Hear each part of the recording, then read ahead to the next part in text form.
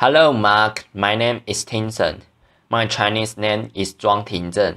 My student number is 56. I'm a sophomore. I major in English department. Wendy Troxel. Why school should start later for teens? It's 6 o'clock in the morning, pitch black outside. My 40-year-old son is fast asleep in his bed, sleeping the reckless deep sleep of a teenager. I flip on the light and physically shake the poor boy awake because I know that, like ripping off a band-aid, it's better to get it over with quickly. Laughter. I have a friend who yells fight just to roast her sleeping teen, and another who gets so fed up that she had to dump cold water on her son's head just to get him out of the bed. Sound brutal, but perhaps familiar. Every morning I ask myself, how can I know what I know and doing what I do for a living? But doing this to my own son? You see, I'm a sleep researcher. Laughter. So I know far too much about sleep and the consequences of sleep loss. I know that I'm depriving my son of the sleep and desperately need as a rapidly growing teenager. I also know that by waking him up hours before his natural biological clock tells him he's ready, I'm literally robbing him of his dream. The type of the sleep most associated with learning, memory consolidation, and emotional processing. But it's not just my kid that's being deprived of sleep. Sleep deprivation among American teenagers is an epidemic. Only about 1 in 10 get 8 to 10 hours of sleep per night recommended by sleep scientists and pediatricians. Not if you're thinking to yourself, "Pete, we're doing good. My kid is getting 8 hours." Remember, 8 hours is a minimum recommendation. We are barely passing. 8 hours is kind of like getting a C on your report card. There are many factors contributing to this epidemic, but a major factor preventing teens from getting the sleep they need is actually a matter of public policy. No home, social life, or Snapchat. Across the country, many schools are starting around 7:90 a.m. or earlier. Despite the fact that major medical organizations recommend that middle and high school start no earlier than 8:30 a.m., these earlier start policies have a direct effect on how much or really how little sleep American teenagers are getting. They are also putting teenagers and their parents in a fundamental unwinnable fight against their own body. Around the time of puberty, teenagers experience a delay in their biological clock, which determines when we feel more aware and when we feel more sleepy. This is driven in part by a shift in the release of the hormone melatonin. Teenagers' body wait to start releasing melatonin until around 11 p.m., which is 2 hours later than what we see in adult or younger children. This means that waking a teenager up at 6 a.m. is the biological equivalent of waking an older up at 4 a.m. On the unfortunate days when I have to wake up at 4 a.m., I am zombied, functionally useless. I can sit straight, I'm irritable, and I probably shouldn't be driving a car, But this is how many American teenagers feel every single school day. In fact, many outlets show that unpleasant characteristics that we chalk up to being a teenager: moodiness, irritability, lateness, depression, could be a product of chronic sleep deprivation. For many teens battling chronic sleep loss, their go-to strategy to compensate is consuming large quantity of caffeine in the form of venti frappuccino or in energy drink and shoot. So anciently, we got an entire population of tired but once youth. Advocates of sleep-friendly start time know that adolescence is a period of dramatic brain development, particularly in the part of the brain they are responsible for those higher order thinking processes, including reasoning, problem solving, and good judgment.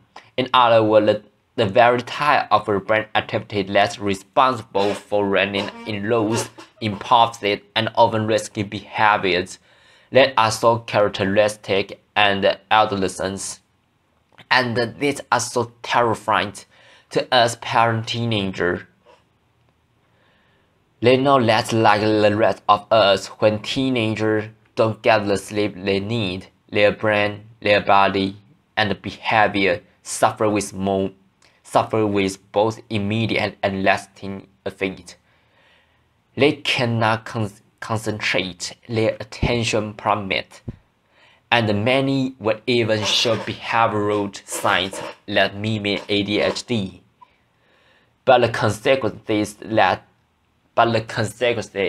of the teen sleep loss go well beyond the classroom, sadly contributing to many of the mental health problems that skyrocket during adolescence, including substance use, depression, and suicide. In our work with teens from LA Unified School District, we find that teens with sleep problems were 55% more likely to have used alcohol in the past months. In another study with over 30,000 high school students, they find that for each hour of lost sleep, there was a 38% increase in feeling sad and hopeless, and a 58% increase in teen suicide attempts.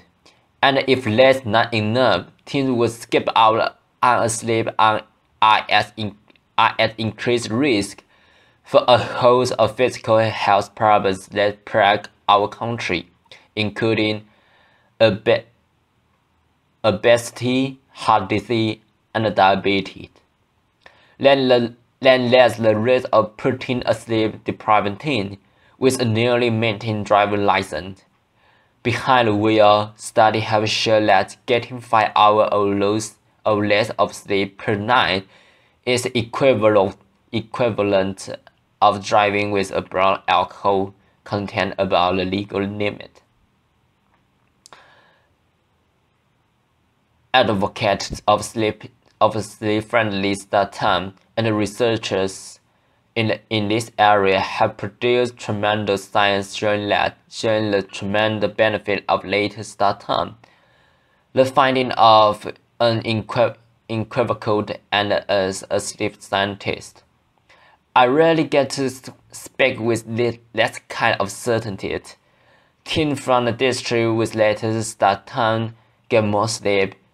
To the naysayer who may think that if school start later, teens will just stay up later. The truth is, their bedtime stays the same, but the wake-up time gets extended, resulting in more sleep. They are more likely to show up for school absence dropped by 25% in one district, and they are less likely to drop out. Not surprisingly, they do better academically.